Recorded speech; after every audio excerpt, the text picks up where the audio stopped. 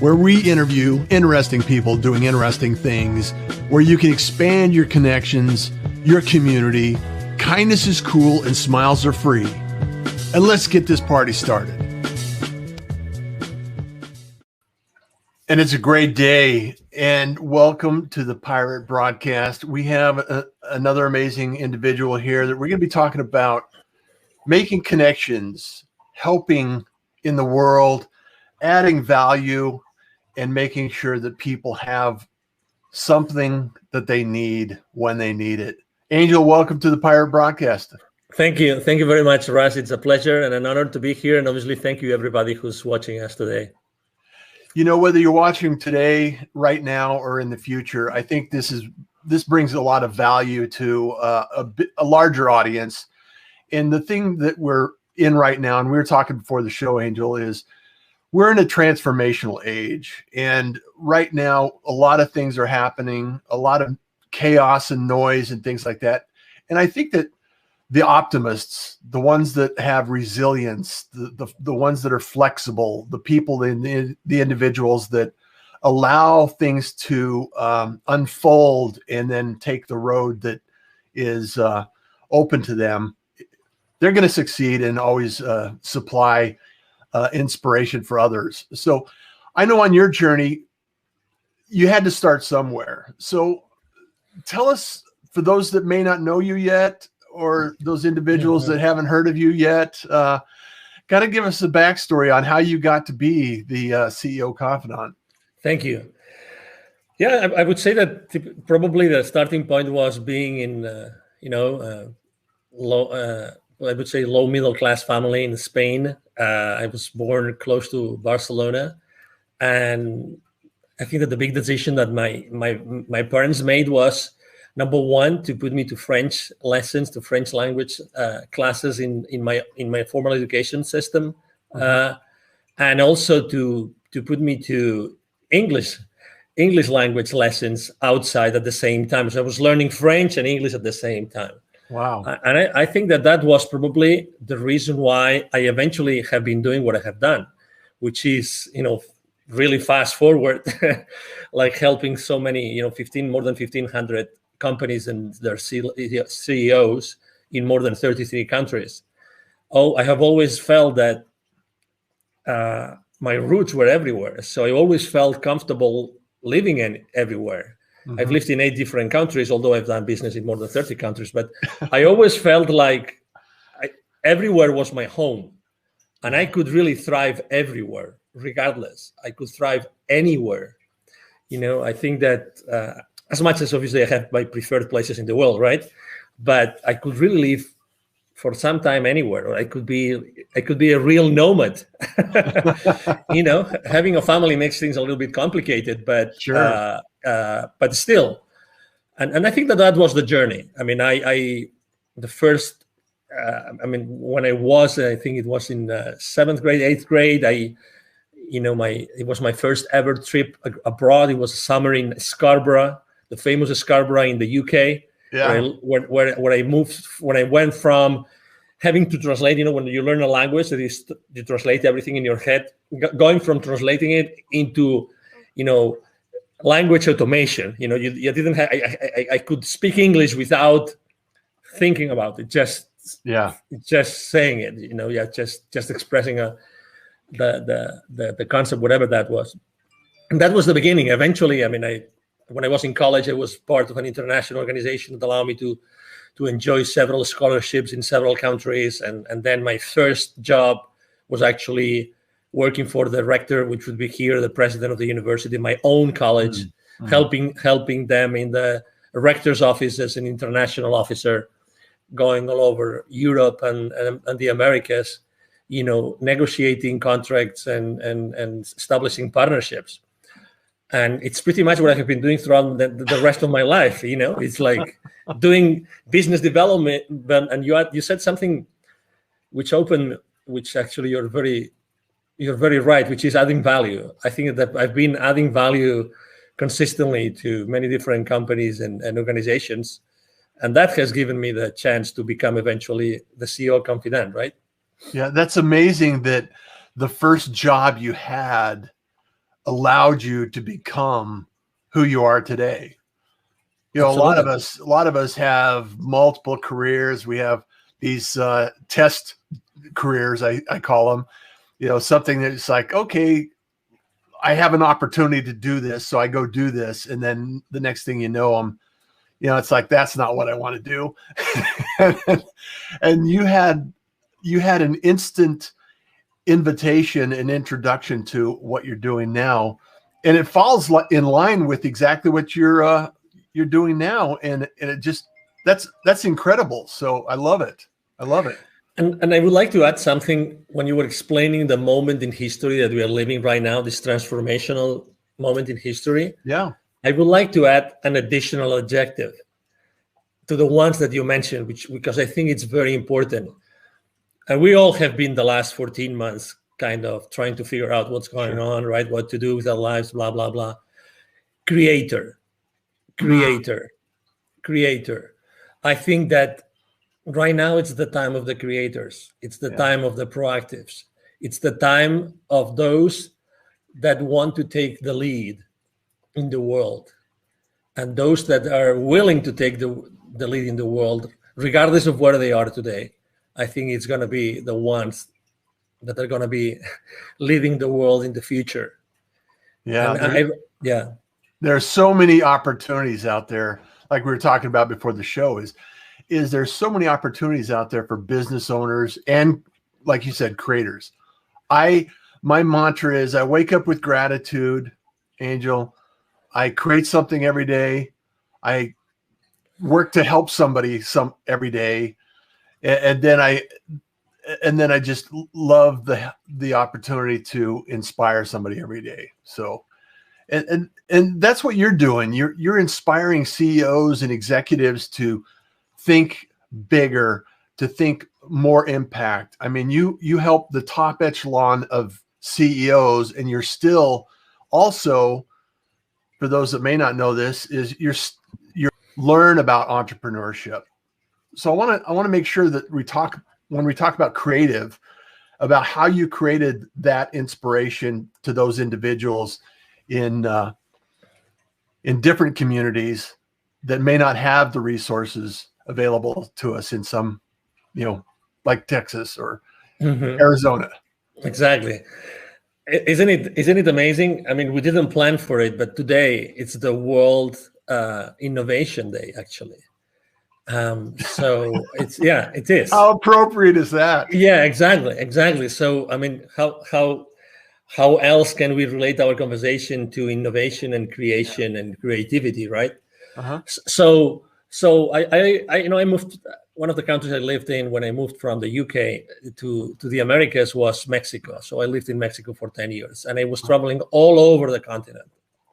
And I was meeting with all those, I was meeting with all those CEOs and C-level executives and general managers, all these people, because the kind of business development work I was doing, it was basically closing business with the people in charge, with the leadership teams of those companies. Mm-hmm. But at the same time, as you know, as you've been in Latin America, it's very easy to see those manufacturing plants where you went to close business. It's very easy to see those in the outskirts of the cities, in the rural areas, all these places. And in those places, obviously, there's always poverty, and there's always kids that are asking you to do something. I remember clearly, very often, if not all the time, outside those manufacturing plants, there would be those kids coming to me and say, "Hey, senor, I would like to clean your car. I would like to wash your car. I would like to wash your windscreen. I would like to sell a bottle of water to you, or I would like to sell some gums or some candies," whatever it was, the way that they were making their ends meet, right? So I was always, like, in a matter of minutes, I was seeing all those kids in need, and I was dealing with, and I was talking to very powerful in terms of economy, people, right? And so at some point in 2015, I had this epiphany. I had this experience in which it was very clear to me that I had to help. If it wasn't me, who would be more experience prone to do this? Who had this experience of reaching out to the most powerful people in those companies, and at the same time acknowledging those kids in need? So it was and I reached out to a business partner and friend of mine, and then we brought his father in, and we started what today is Wisdom for Kids, and it's basically it's an international, charity, international non-profit organization. And what we do is we help underprivileged kids in Latin America become entrepreneurs using their local resources. And teaching kids, it's a non-stop source of inspiration, because kids are genuine, kids are spontaneous, kids are, not only are they are our future, but also they have so many lessons to teach to us. Yes. I'm one of those parents. I have 3 kids. I'm one of those parents who strongly believe that the kids actually choose us and the kids are here to teach us lessons. So it's not only that we have to make sure that, they thrive and they grow and they're reliable, fully reliable when they become 18 or 21, whatever the age is. I believe that also they are in our lives to teach us some lessons. So we have to be wise enough, smart enough to be able to listen to the lessons that they have to teach us. And I think that historically speaking, we as parents have done a very poor job of listening to our kids. And I'm not meaning, I don't mean spoiling our kids. Yeah. Let's be clear. I just mean to have real, genuine conversations. I think that as true as it is, the statement that we often say that we become parents without a manual, and the kids come without, I think that the kids come with many lessons to teach. And we should be listening. We should be listening much more, much more. And do you think it's because I've thought about this a lot, it's the statement, create like a 5-year-old. Yeah, absolutely. Because it's the creativity and the curiosity that a 5-year-old has, and the question why is it done that way? Why do we have to do it that way? And when we get older, we have a tendency to throw those questions out the door, and when in reality, like you said, we could learn from those lessons. Totally. Yeah. There's many questions, and there's many things that, and I still to this day, when we go to, not this past year, because unfortunately there were so many traveling restrictions, we couldn't go, but even the local volunteers we have in several places in Mexico, to give you an example, I mean, they have not been able to see the kids. We have not been able to really be in touch with them, and that's obviously very, very unfortunate. But when they ask you all sorts of questions, and anything is possible. That's the good thing, and we are very. I mean, the way we designed our workshops is also very unconventional.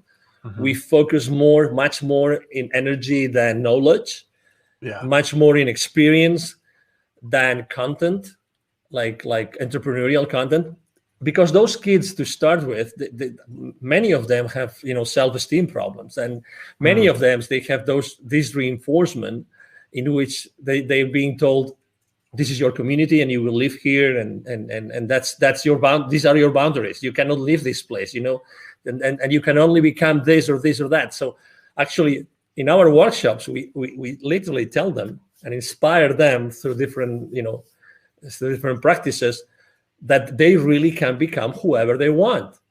They really can become whoever they want, and they really and we also have to be extremely respectful with the local culture. We are not there to disrupt their community. We are there to help their community grow. We are there to really help them become the difference and become. We're just talking about transformational, right? We are there to help them be transformational if that's what they want to be. And that's why also the role of their parents is so important. Yeah, I love the idea of being available to inspire people to, because like you said, the kids are the future. And if we could teach them some free thought, innovation, ask why, and the creativity that goes into that, and develop that skill, they're going to be creators in the future. They're going to be creating amazing things that we haven't even thought about yet. And with as many management consultants, as many theories, as many ways to help companies increase the engagement of the employees, and have the employees accountable, keep them accountable to the share, to the creation of shareholder value. You name it. There's so many things going on in the companies right now, in the organizations, in the world right now. Yeah. Why nobody has ever thought of consistently once a month bring all the kids of the employees, all the kids once a month, and have an amazing brainstorming session with those kids and just listen to them, honestly, and just listen to them. I mean, I really don't know why nobody's doing this. Maybe because I think you could probably instigate that, don't you? Oh, absolutely. Yeah. I mean, they have Parents' Day at school. Why wouldn't we have Kids' Day at work? Yeah, and at school, and for instance, here in Plano, Texas, north of Dallas, the library system actually organizes. I think it's one Saturday a month. They organize, large corporations to come and teach the kids in a library setup. Uh-huh. But what if, what if those kids were to go to where their parents work, and again, once a month or maybe once a quarter, have an entire morning or even an entire day, with pizza, whatever that is, and just have their honest feedback. I mean, what do you think of what your parent does, of your father or your mother does in this company? What do you think? When you think about what we do as a company, what do you think? How do you explain to your friends what your parents do in this company? You know what I mean? These kind of conversations, I think that it would bring very, very inspiring feedback to the leadership teams of the organizations in the world today, very honestly. Yeah. And because, again, who is in touch today consistently with the kids besides the parents, right? The teachers. Okay? Yeah. Everybody goes, let's say K-12, they go to school and they have teachers. So there's this gap between, those school districts and those schools and what the parents do for a living. They only meet, let's say, carpool in the morning, carpool, in the evening, maybe some, teacher parents conference kind of thing, but that's it. Yeah. But this gap is artificial. It's totally artificial. Yeah. And also this gap, you probably remember in high school, some of the most innovative high schools in the country, they try to also close the gap between organizations and students, because those students eventually will work on those companies, right?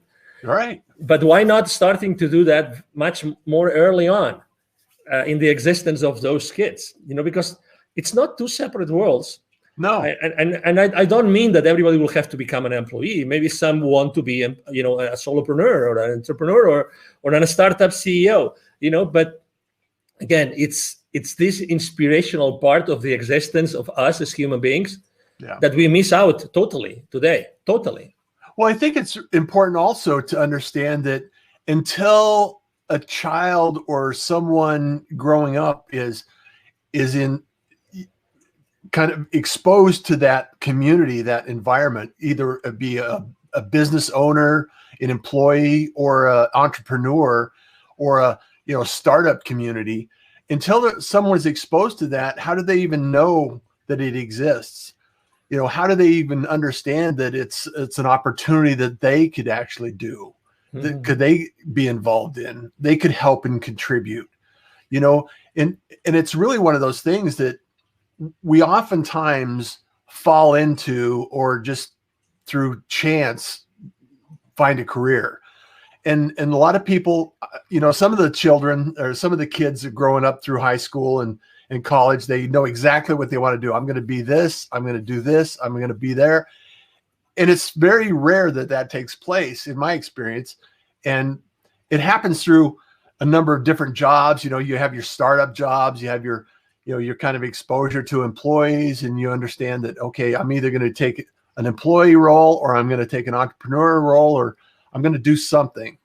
And if we could expose kids to that environment early on, imagine the power that they could have growing up and knowing that information in advance, so they could choose what they do with their life.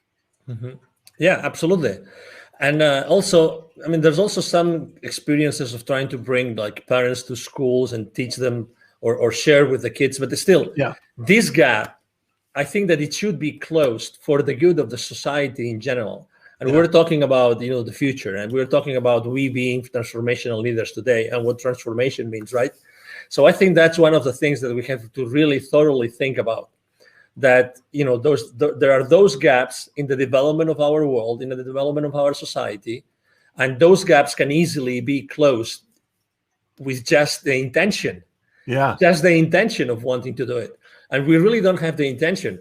And again, every school system, every state has their own rules, blah, blah, blah. But still, what's the most important thing here? The most important thing here is to make progress as a civilization, to make progress.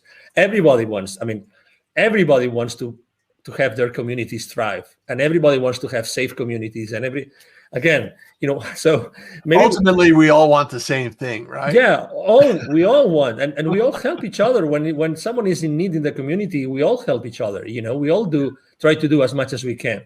So that's why I think that the responses are not like outside of us, but the responses of many of those questions, Russ, are inside of us. Yeah. I mean, eventually, I remember, let me tell you, the winter storm that we had here in Texas in February, right? Yeah. So, which was insane. It was crazy. Yes. Was it like -5? And I remember sleeping in our master bedroom at 35 degrees that night. Oh. Because there was no power. And we live in a nice neighborhood, so I cannot believe what has happened in other neighborhoods. Yeah. But so many neighbors like coming together and trying to help each other and do this and do that. That week was difficult, was really scary, but at the same time, there was so much good coming out of the communities and helping each other and bringing food and bringing water and sharing what we had with others, and so many things. There were so many gestures. And again, trying to divide us is the wrong path to go, because as humans, that's not what we want to do. As humans, we all want to really help each other. That's who we are. And nobody can change this. We really want to help each other, and we understand each other. Mm-hmm. And again, going back to the kids, that's why being or having a nonprofit working for kids is so important, is that we go back to the kids again. The kids have the kids have the answer. The kids are the answer to so many things in this world, and the future is being built by them. And again, we should pay much more attention to what the kids represent in our world, and really have them more present in the decisions that we make every single day. Well, the seed has been planted on World Innovation Day. So I want to give a shout out to some of the people that joined us here, Angel. Angie, good morning, everyone. Pirate. Kate O'Hare's here this morning. Good morning, Russ. Hi, Jeffrey Kate. Berger says, good morning, Pirates, from Western New York, where it's snowing. It's still snowing in Western New York. Look at that. Glad to join you this morning. It's cold in Texas, too. Yeah. It's cold in Texas today, too. I don't know about Arizona, but here in Dallas, it's cold today. Oh, man. Jeffrey, snow in Michigan, left Florida last week. So agree with you, Angel. Game changers, change before change is required. We need to be creators to make a difference. Love your nuggets. Thank you so much, Jeffrey, for being here. Kate O'Hare, I'm in Cape Coral, Florida, taking care of my mom's estate. Get back to Florida. Thanks, it's high. Sheila Chamberlain joining us in. Hello. Hello. Kate says, I agree with Angel. It's our creator. It could be that we have the pandemic to remind us to come back to our roots. Mm-hmm. Absolutely. Go ahead. No. I was just gonna say. I love to interact with the audience, but oh my God. Let's say. I don't know if you have kids, Russ, but probably a lot of people have kids. So if you have a kid who is a rebel, right? If you have a kid, every single kid is different. I have three children. Every single one of them is different, right? So what do we do? Do we kick them out? What do we really do? Yeah. Is there anything that we don't do for our kids? Is there anything that we don't consider? Is there any option that in order to help our kids we don't consider? Of course not, because they are blood of our blood. Yeah. They're ourselves, right? So it's the same with the rest of the world. I really believe that it makes no difference to deal with our kids or someone else's kids or anybody else that we work with and that we interact with. There's really no big difference. Yeah. Well, and if we don't offer the opportunity to plant those seeds and nurture that idea and that concept, somebody else will. And it's not always a good option. Yeah. And at-risk kids are out there, and we need to do everything we can to help them find a positive outcome in their life and a journey that they can follow and appreciate and help others as well. And I think planting that seed is really so. I love the idea. I love the idea of bringing in there and influencing individuals that are growing up.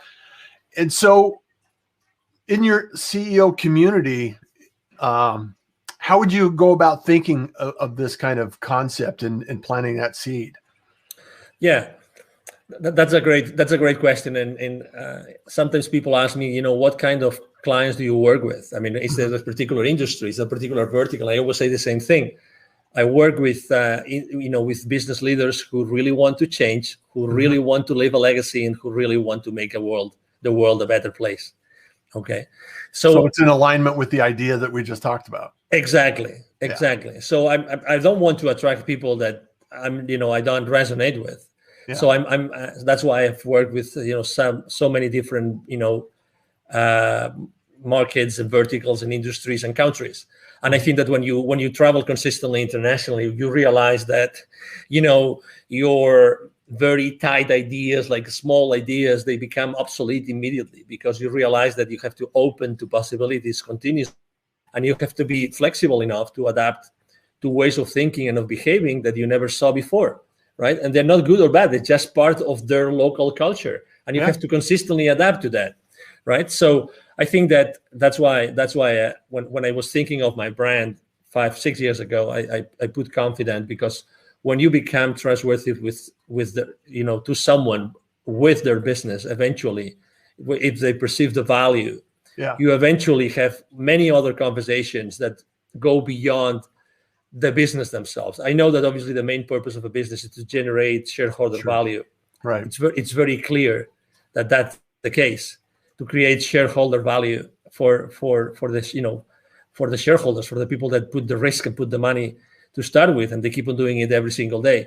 But there's still a higher purpose. There's still a higher purpose. And I believe that companies really, if they want to, they can really work with these principles, and they can really incorporate more of those principles as an organization, not only with the business leaders. Yeah. I truly believe that it's an amazing opportunity for us to make changes, drastic changes. And a lot of people through the last 14 months, like you mentioned, have kind of set back, identified some of the things that they may not need to do on the future. Business is going to change, lives are going to change. And for you and I in conversation, sometimes this is a better outcome than we could ever imagine. And because a lot of times trauma is what makes the change. It causes and forces us to think about things that we hadn't thought of before. So I really want to thank you, Angel, for being here, sharing these ideas. I think we could go on for a few hours and talk about these ideas. You bet. Because there's so many people that need your help and need your service and need your support. And if you're not connected with Angel, reach out, tell him you're a pirate. Make sure that the connection and the conversations take place.